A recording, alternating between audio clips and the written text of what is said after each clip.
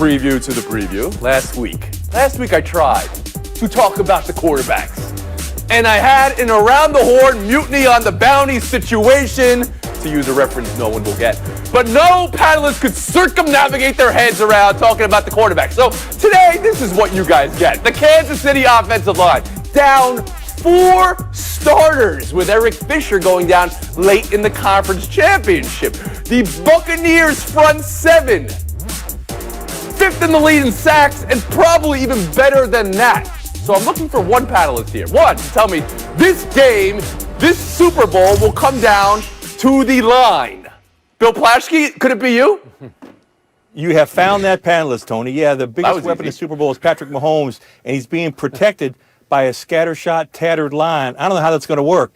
They have, on this line, they have 2 undrafted free agents, they have 2 7th-round picks, and they have 1 guy who was signed in midseason. They have guys switching positions, guys going all over the place against Shaq Barrett and JPP, both rank in the top 5 in pass rush win rate. I don't know what that statistic means, but it sounds pretty awesome.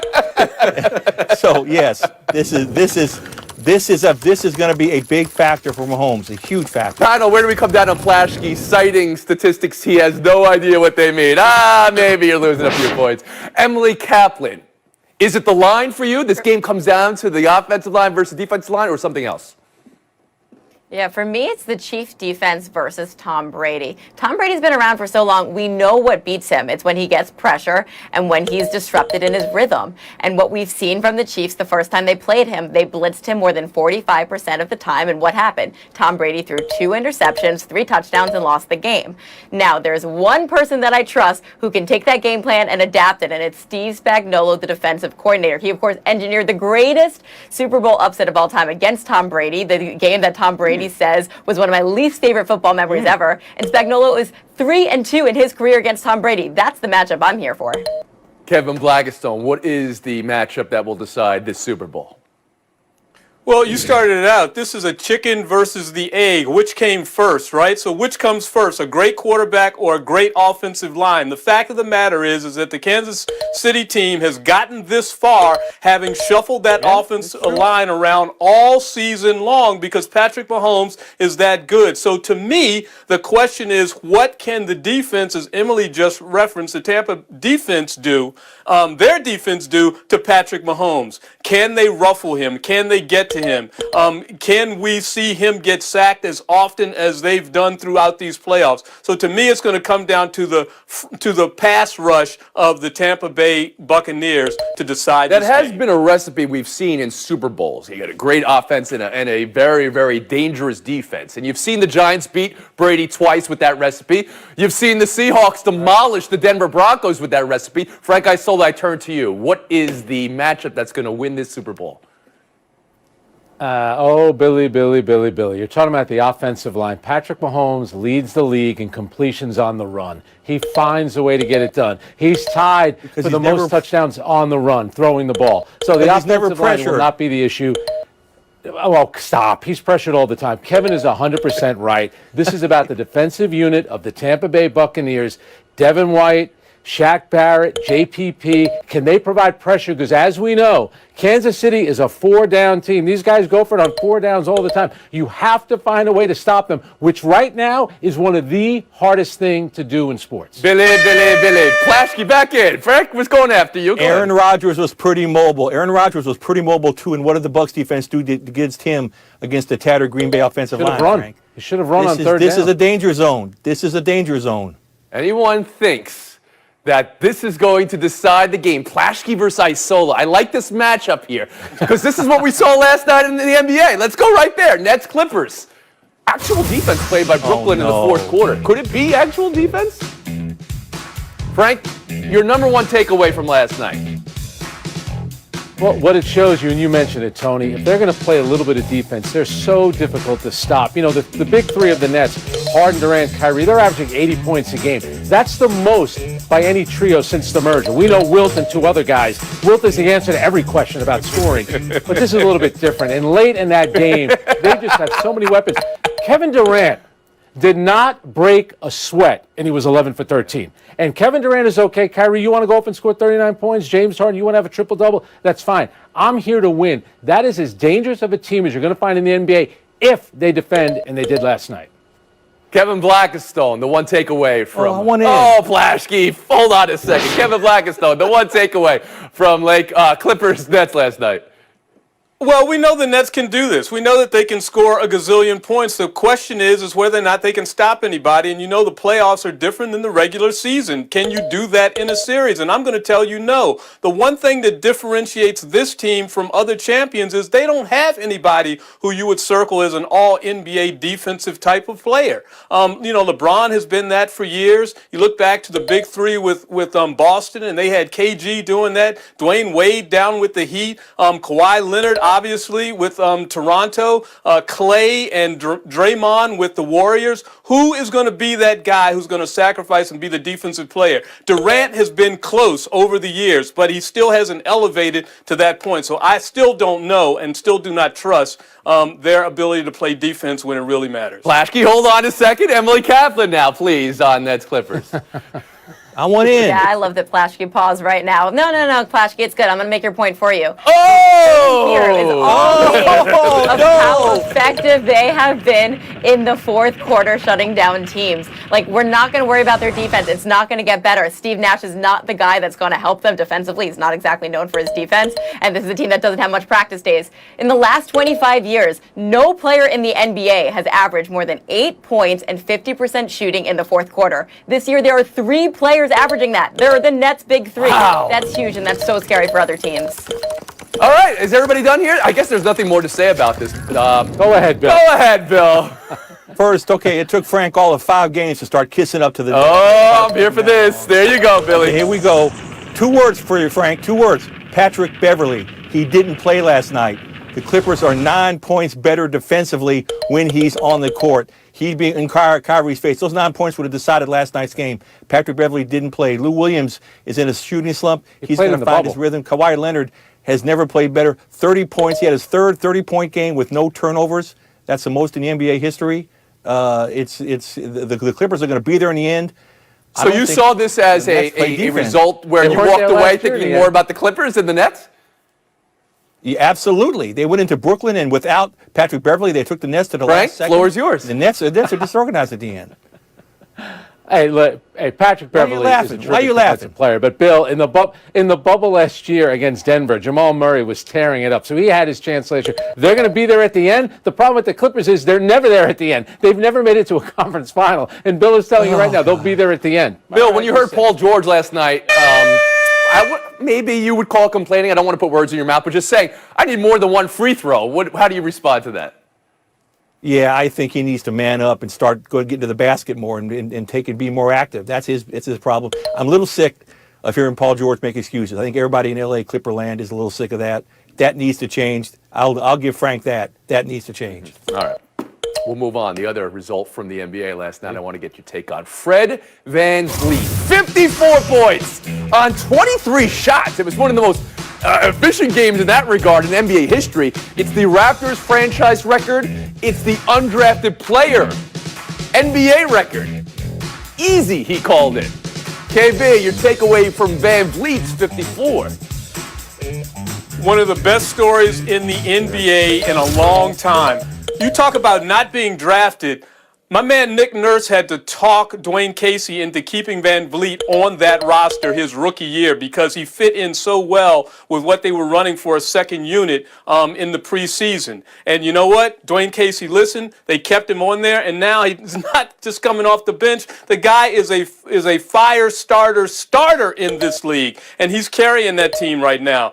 Plays defense as well. A fire starter. So he's not just a fire starter. He's starting the fire starter. That starts the fire. I'm there with you, KB. Isola. Put some ice to this fire. All right, this is why we like covering sports and why we love watching sports, because Fred VanVleet was undersized, undrafted, undervalued. What has he done? G League championship with Toronto, NBA championship with Toronto. Now he holds the single game scoring record for the Toronto Raptors, and he's got his big contract. This guy, as Kevin said, you talk about a great story. This is the kind of guy you want in a foxhole. The dude is a fighter. He got his big money. He continues to fight. The pride of Rockford, Illinois. What a terrific story. Bill Plashke. Yeah, you kind of spoke fast past it, Frank. He was a G League champion. Think about that. A G League star scoring this many points. Also, I love the fact that he had 3 steals and 3 blocks. One of only the 5 players to do that in the last 47 years to have that many points and 3 steals and 3 blocks. He does everything. And they weren't guarding him at all because, again, nobody takes him. They don't take him seriously, and he makes them pay. Emily Kaplan. That's the story of his career. You know, I had some fancy stat that I was going to present about how ESPN's make probability said he was only supposed to be about 53% of field goal efficiency. He was actually 98%. Like Plashke in the top. I don't really get it. But what I do understand is things were easy for him. And what I loved watching after the game was his teammates mob him in the locker room with champagne. His former teammate, DeMar Rosen, FaceTiming him. He's such a great guy to root for. And I just want to say this about the Raptors. Let's not count them out. They could be a scary team at the 7 or 8 seed in the East. Right, rough start, but what's happened since, and you know with the expanded playoffs, hey, it's going to be fun at the end of the season. So, highest scoring game for an undrafted player. It was previously Moses Malone, who was undrafted, going to the ABA. We know what Moses was. He's not really an undrafted player. So, on the list of all-time greatest undrafted players, where is Van Vliet right now? It's a good list. Right below me. Ben Wallace, I think he's a Hall of Famer. He's got to be at the top of this. John Starks had a couple big point games. Let's give some love to Starks. Oh, don't get Frank. I got hot like John Starks. We'll be back in 2 minutes. The Baylor Bears mowing down everybody. They haven't played a game inside 8 points this season. Beat Texas at Texas last night to get to 17-0. There have been 2 constants this season in college basketball, Gonzaga and Baylor. They were supposed to play 2 months ago, and unfortunately that game was postponed. But right now, buy or sell Baylor as the best team in the country. Bill Plashke, first to you. Oh, I'm buying this. They have the great defense. They have 8 players who can play. They are 6-0 against quadrant run opponents. I don't know where quad 1 is, what that is, but it sounds like a good stat. What are you doing? They're 3-0 against top 10 teams. Baylor's the best team right now. A lot of what you just said also applies to Gonzaga. What you can say is they're a very well-run, student-managed team. Bill Plashke, you told us during the commercial break you were a Baylor student manager your freshman year there before you transferred out. That was news I'd never heard before. Emily Kaplan, how about you? Well, Plashke and I are going to have a math lesson after this. But yes, they are the best team, only top 5 team right now in offensive efficiency and defensive efficiency. They have run out of opponents in the Big 12, but let's not put them in the Sharpie in the tournament just yet. Remember that Louisville is the last #1 overall seed to actually win the tournament. Kevin Blackstone. That was 2013. I was still in college. The Big 12. Emily, quiet. I'm talking here. Big 12 is the best team in the conference. And not only that, Baylor is the best team in the conference. And not only that, they have the best player in the country on the best team in the conference, in the best conference in the country. And that's Jared Butler. Awesome. All right. That was like watching like Venn diagrams spool out. And Frank Isola, how about you? And Davion Mitchell's not too bad either. 22 last night. Great last Did night. Bill say he transferred or he got kicked out? He didn't really clarify that. Baylor is the best two-way team in the country. Ran out of money. I'm hoping that they do go undefeated because I want to see Bill compare them to Indiana's team, which went undefeated. We almost got it with Kentucky, with the Karl Anthony Towns team before they lost in the semifinal. I'm hoping Baylor goes Mitchell and Butler, though. Mitchell had 27 last night. But their resume, very similar to Gonzaga, and we just didn't get that matchup in December. Might get it in March or April. We'll move on. Buy or sell too, Sean Payton, making the rounds during Super Bowl week, and he's speaking glowingly of a quarterback. Which quarterback is he speaking glowingly of? Not Taysom Hill, not Drew Brees. It's Jameis Winston. He said he'd like the Saints to re-sign him sooner than later, and he's one of the guys they want to have a big interest in. Emily, buy or sell New Orleans with Jameis Winston as the starter in 2021? I'm buying it. I think this is a model that a lot of teams want to replicate. Jameis Winston was awesome in college, struggled his first few years afterwards, gets a post-grad internship under Drew Brees, and now he's ready to go. KB? I'm buying it. First of all, there are a bunch of teams around the league that still are looking for some sort of quarterback, and Jameis Winston's on a list. And that's why Sean Payton has him there. He brought him in because he thought he could rectify his career and make him a winning quarterback in this league. Isola? Have Bill tell you the story about Jim Plunkett, about quarterbacks getting a second chance. His last full season, 33 touchdowns, 30 interceptions, but guess what? Sean Payton thinks he's the quarterback whisperer, and remember, he's got Jameis starting, Taysom Hill who could bring in situations. I think it's a smart move. Winston is a free agent. Buy or sell Winston signing with the Saints, Plashke? I'm selling this. He's thrown 12 passes for Sean Payton. He's coming off, and he left the Bucs, and the Bucs win the Super Bowl with a new quarterback. I mean, I just don't think we've seen enough of him to make that decision on him. I think he'll now get him in as a backup, and maybe he's trying to butter him up to get him in as a backup. I don't see him. I bring up that he's a free agent good enough. because it's more than half the league that may be looking for quarterbacks this offseason. One team reportedly won't be. Atlanta Falcons. Matt Ryan, Julio Jones reportedly going to be back for the Falcons next year. Tom Pelissero, NFL Network. Buy or sell, KB? I'm buying it. I mean, so we've got a lot of money tied up in Matt Ryan, as we well know, and Jones, banged up a little bit, coming back to play. Keep those two together, see what can happen. Matt Ryan for, what would it be, year 15, Frank Isola? Buy or sell? You know what? I think they could win with him. If he had never taken that sack against the Patriots, he would have won a Super Bowl. I think it's a smart thing to do. They have other issues they need to worry about on that team. It's the only thing they can do, Frank. It's $67 million in dead cap money if they get rid of both those guys. They're in salary cap hell right now. It's good news for Falcons fans and it's bad news for Falcons fans because they're mediocre. And they're going to keep being mediocre until they get a better defense. They can't get a better defense without more cap money. Emily Kaplan. Yeah, I think there's something to be said about a new GM, new coach being able to start with a new quarterback and star player. But as everyone mentioned, you can't have that dead cap money. And if you have an offensive-minded coach, you're putting him in a good position to succeed. If you got Ryan, Ridley, and Jones to start with, that's not bad. A lot of teams would take that. A new phrase for banning. There's something to be said.